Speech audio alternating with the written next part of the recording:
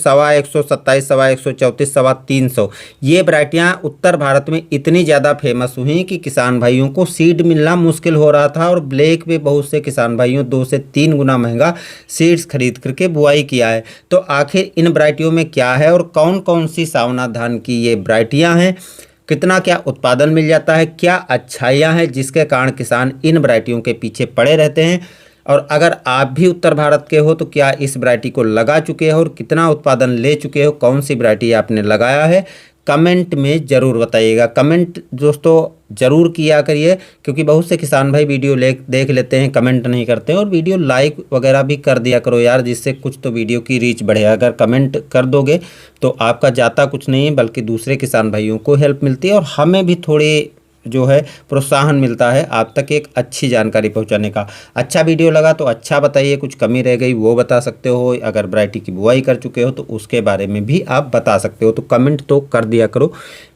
जब वीडियो आप देख रहे हो। तो हम बात कर रहे हैं सावना धान की इन सवा वैरायटियों के बारे में। देखिए किसान भाइयों, सबसे पहले जो वैरायटी मार्केट में आई वो सवा 127, सवा 134 और सवा 300, ये इतनी ज़्यादा वैरायटियाँ फेमस रहीं किसानों के बीच में कि हर किसान जो इसके बारे में सुनता था वो इन्हीं वैरायटियों की बुआई करना चाहता था।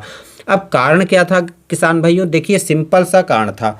जो देसी वैरायटियाँ हमारे वहाँ चल रही उनका उत्पादन आमतौर पर कुछ ही किसान ज़्यादा ले पाते हैं। ज़्यादातर किसान भाई जो बुआई करते हैं वो किसान भाई 18, 20, 22, 24 कुंतल तक ही उत्पादन ले पाते हैं। हाइब्रिड किस्म की बात करें तो हाइब्रिड किस्मों में बहुत सी वैरायटियां हैं। कुछ वैरायटियां जो ज़्यादा उत्पादन देती हैं उनमें रोग बीमारियां इतने भर भर के लग रहे हैं कि उनकी क्वालिटी गुणवत्ता लास्ट में ख़राब हो जाती है, जिससे किसान भाई अगर लगाते भी हैं तो मार्केट रेट अच्छा नहीं मिल पाता। दूसरे बहुत सी ऐसी समस्याएँ आती हैं, ज़्यादा पानी का भराव हो गया तो वहाँ पर ख़राब हो जाता, रोग बीमारी बढ़ जाते हैं। अगर किसी कारण से सिंचाई थोड़ी लेट हो जाती तब भी गुणवत्ता क्वालिटी ख़राब होती। तो ऐसी समस्याएं हाइब्रिड में भी और देसी में लगभग देखने को किसान भाइयों को मिल रही हैं। अब जिन किसान भाइयों ने सवा धान की शुरुआती वैरायटियों को 127, 134 आदि को लगाया, एक किसान को देख करके दूसरे किसान भी थोड़ा उत्साहित हुए कि यार इस खेत में तो काफ़ी अच्छी फसल खड़ी है, उत्पादन भी काफ़ी अच्छा किसान भाई को मिला है, फसल भी गिरी नहीं है और रोग बीमारियां भी कम लगे हैं दूसरी हाइब्रिड की अपेक्षा। तो इसलिए जब किसान भाई देखते हैं तो देखने के बाद उसको बुआई करना चाहते हैं। तो क्या हुआ कि एक जो किसान भाई ने लगाया था उससे दूसरा किसान पूछ करके कौन सी वैरायटी लगाया हो, और नेक्स्ट ईयर वैरायटी जो लगाना चाहते थे सवा धान की उसकी शार्टेज फंस गई। अब शार्टेज में सीधा सा एक फंडा होता है भाई, कोई कंपनी इतनी तो क्वांटिटी में सीड नहीं बनाती है कि हर किसान को आसानी से उपलब्ध हो जाए। एक टारगेट रहता है कि हम 10,000 बोरी तैयार करेंगे, 20,000 तैयार करेंगे, 50,000 तैयार करेंगे, और उसके बाद एक लक्ष्य होता है कि 50,000 किसान, 1,00,000 किसान, 10,000 किसान, ऐसे एक लक्ष्य होता है। तो उस हिसाब से वो तैयार करते हैं और उतने किसानों तक बेचने का प्रयास करते हैं। वो अलग की बात है कि किसान भाइयों को नहीं मिलता है तो सोचते हैं चलो इस बार 1 किलो लगा कर देख लो, 2 किलो लगा कर देख लो, अगली बार तो खरीदना पड़ेगा क्योंकि हाइब्रिड है तो जो बुआई किया है उसकी दोबारा तो बुआई कर नहीं सकते हो। तो इसलिए हुआ क्या कि इतनी ज़्यादा इसकी डिमांड बढ़ गई और कंपनी के पास इतना सीड्स नहीं था। जहां पर किसान भाई 10 किलोमीटर 50 किलोमीटर दूर पता चलता था कि उस दुकानदार के पास सवा धान की वैरायटी है, तो वैरायटी का कौन सी वैरायटी है इससे कोई मतलब नहीं, सीधे किसान भीड़ वहां पर इकट्ठा कर देते थे। अब दुकानदार जैसे 10 बैग रखे हैं और 500 खरीदार पहुँच गए तो 2 गुने से 3 गुने रेट पर बेचना चालू कर दिया। और वैसे भी इस 2 गुनी या 3 गुनी रेट पर भी किसान भाइयों ने बहुत से खरीदा और संतुष्टि के साथ खरीदा और लगाया। उसके बाद अब उनको अच्छा उत्पादन मिला होगा तो संतुष्टि भी रही होगी, इसीलिए तो इसकी डिमांड आज भी बढ़ती चली जा रही। अब जो वैरायटियां हैं वो 4-5 वैरायटी कंपनी की आ चुकी हैं और ये वैरायटियां जो मुख्य चीज़ें हैं वो लगभग सभी में एक समान है, बस उत्पादन और टाइम का अंतर है। तो इनके बारे में हम दोस्तों बता देते हैं। सबसे पहली जो वैरायटी है वो सवा 127 है, जो 115 से 120 दिन में तैयार हो जाती है। BLB और ब्लास्ट रोग की प्रतिरोधी किस्म है और इसमें कंडुआ आदि रोग भी ना के बराबर लगता है, जिससे गुणवत्ता बनी रहती है। अच्छी बात यह है कि सभी की सभी जो वैरायटियाँ हैं वो लंबे पतले चावल की वैरायटियाँ हैं, गिरती नहीं हैं और मिलिंग ज़्यादा होती है, यानी जो हम कुटाने ले जाते हैं तो उसमें चावल ज़्यादा निकलता है, यानी भूसी पतली होती है तो चावल ज़्यादा निकलता है, गुच्छेदार बालियाँ होती हैं और खाने में सभी स्वादिष्ट हैं। तो खाने के लिए जो किसान भाई लगाते हैं उनके लिए तो काफ़ी अच्छी वैरायटियाँ साबित हुई हैं, इसीलिए किसान भाई इन वैरायटियों को बहुत ज़्यादा पसंद कर रहे हैं। बहुत ज़्यादा डिमांड उत्तर भारत में इन वैरायटियों को लेकर हो रही है और आज भी किसान भाई इन वैरायटियों को लगाना ही पसंद करते हैं दूसरी हाइब्रिड की अपेक्षा। यदि ये नहीं मिलती हैं तो दूसरे विकल्प में दूसरी बहुत सी वैरायटियाँ लगाते हैं। अब एक चीज़ अच्छा ये है कि पतले चावल की वैरायटी है, उत्पादन पतले चावल में सबसे अच्छा देने वाली वैरायटी है जो कि किसान भाई ले चुके हैं। देखो देसी में जैसा कि मैंने बताया 18 से 20 तक मिलती है, हाइब्रिड की यदि कोई किस्म लगाते हैं तो 25-30 के बीच में रहती है। कुछ किसान भाई ऐसे हैं जो थोड़ा ज़्यादा उत्पादन लेते हैं, लेकिन ज़्यादातर किसान भाई इतने के बीच में ही रहते हैं और बहुत से किसान भाई इससे भी कम उत्पादन लेते हैं। तो ज़्यादातर किसान भाइयों की संख्या जो है 25 से 30 के बीच में ही रह जाती है। बाकी क्षेत्र और मिट्टी आधार बनता है जिसके कारण थोड़ा उत्पादन कुछ किसानों भाइयों को ज़्यादा मिल जाता है या कुछ थोड़ी ज़्यादा देखभाल करते हैं तो उससे भी ज़्यादा मिल जाती है, लेकिन अधिकतर किसानों का जो उत्पादन है वो 25 से 30 के बीच में ही रहता है। लेकिन ये हाइब्रिड जो किस्में हैं इनको किसान भाइयों ने जब लगाया तो उत्पादन इनसे ज़्यादा मिला।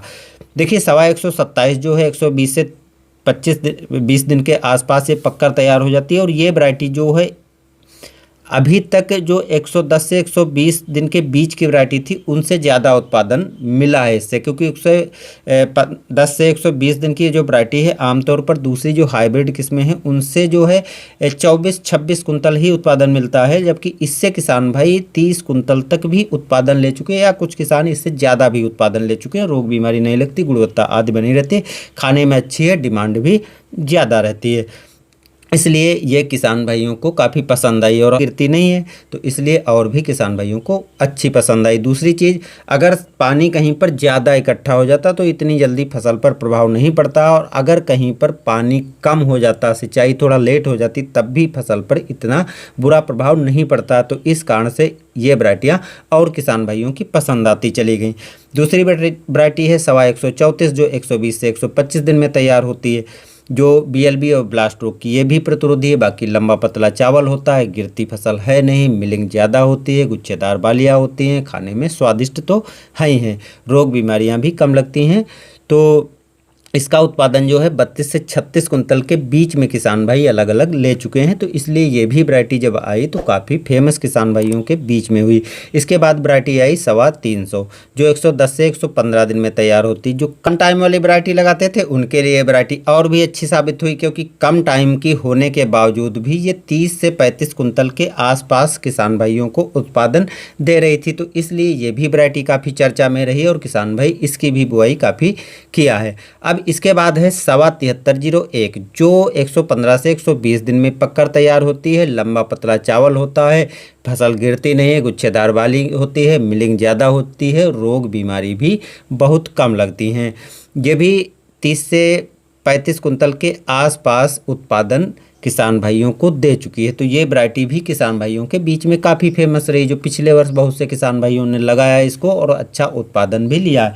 इसके बाद 7501 ये ऐसी वैरायटी है, थोड़ा इन वैरायटियों से लंबा टाइम लेती है, क्योंकि हमारे क्षेत्र में बात करें तो थोड़े लंबी अवधि के लगभग 25 से 30 दिन में पक कर जो तैयार होती हैं उन वैरायटियों को पसंद करते हैं। तो 7501 ऐसी वैरायटी है जो 125 से 130 दिन में पककर तैयार होती। अब जब कम टाइम वाली इतना अच्छा उत्पादन दे रही थी तो ये तो उत्पादन और अच्छा किसान भाइयों को दिया।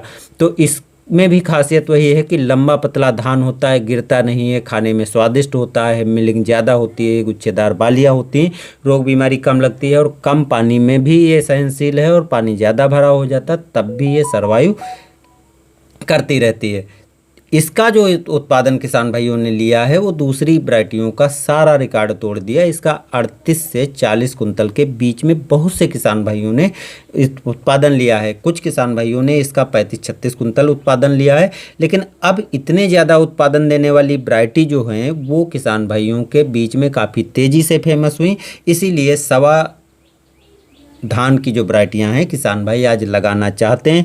हालांकि अब विकल्प बहुत से हैं, तो अगर किसान भाई को एक वैरायटी नहीं मिलती है तो दूसरी वैरायटी लगा सकते हैं। तब ज़्यादा विकल्प शुरुआत में थे नहीं, तो इसलिए किसान भाइयों को समस्या हो रही थी। हाँ किसान भाइयों, एक चीज़ और बता दें कि अगर आप इन वैरायटियों को लगाना चाहते हैं, इसमें से कोई वैरायटी लगाना चाहते हो, तो अगर आपको रीजनल सही दाम पर बीज मिलता है तभी आप सीड्स खरीदें। यदि आपको लगता है कि 2 से 3 गुना महंगा या काफ़ी महंगा दुकानदार सीड्स दे रहा है तो बिल्कुल ना खरीदें। थोड़ी जिम्मेदारी आपकी बनती है, जब दुकानदार के पास सीड्स सीमित मात्रा में हो तो आप विकल्प दूसरा भी देख सकते हो। अगर वो जिद करता है आपको हम सस्ता सीड्स नहीं दे पाएंगे। तो ये दोस्तों कुछ सवा धान की वैरायटियों के बारे में जानकारी रही जो आपको देना ज़रूरी था, क्योंकि बहुत से किसान भाई इस वैरायटी को लगाना चाहते थे। तो सब कुछ दोस्तों मैंने बता दिया। फिर भी आपको अगर इनके बारे में कुछ डाउट है तो कमेंट करके ज़रूर बताइएगा। हम आपको इसके बारे में और विशेष जानकारी जो छूट गई हो या रह गई हो या जानना चाहते हो कमेंट में बताइएगा। हम अलग से वीडियो बना करके आपको जानकारी दे देंगे। अंत में कहेंगे किसान भाइयों, वीडियो अगर यहाँ तक देख लिया है तो वीडियो को लाइक कर देना और चैनल को सब्सक्राइब कर लेना, जिससे आपको और भी वीडियो देखने को मिलते रहेंगे।